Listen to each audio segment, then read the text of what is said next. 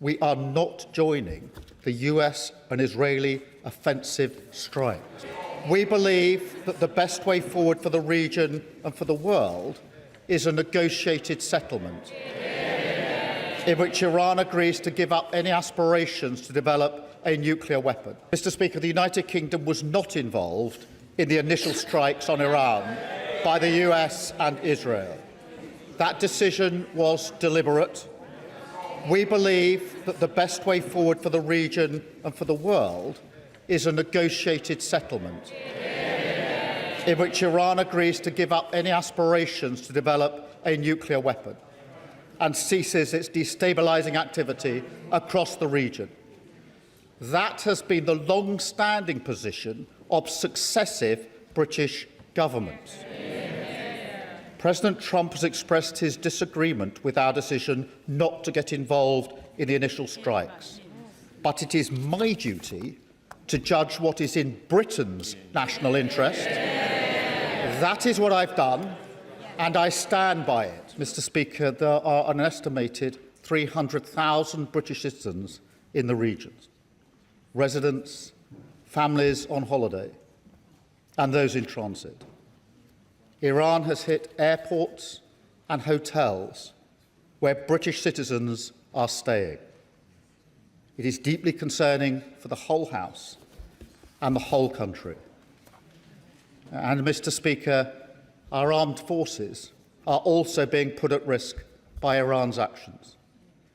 On Saturday, Iran hit a military base in Bahrain with missiles and drones. There were 300 British personnel on the base, some within a few hundred yards of the strike. Last night, a drone hit RAF Akrotiri in Cyprus. There were no casualties in this strike. Mr. Speaker, it is important for me to say that our bases in Cyprus are not being used by US bombers. The security of our friends and partners in Cyprus is of critical importance. And, Mr. Speaker, I want to be clear. The strike on RAF Akrotiri in Cyprus was not in response to any decision that we have taken. In our assessment, the drone was launched prior to our announcement. Mr. Speaker, I've been speaking to our Gulf partners over the weekend. They're outraged by Iran's acts, particularly as they played no part in any strikes, and they've asked us to do more to defend them. Moreover, it is my duty, the highest duty of my office, to protect British lives.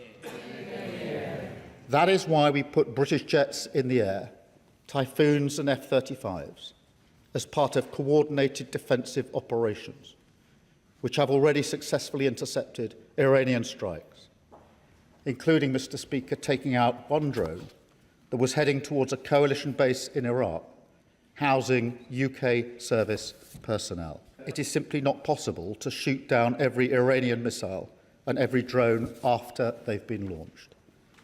The only way to stop the threat is to destroy the missiles at source, in their storage depots or at the launchers.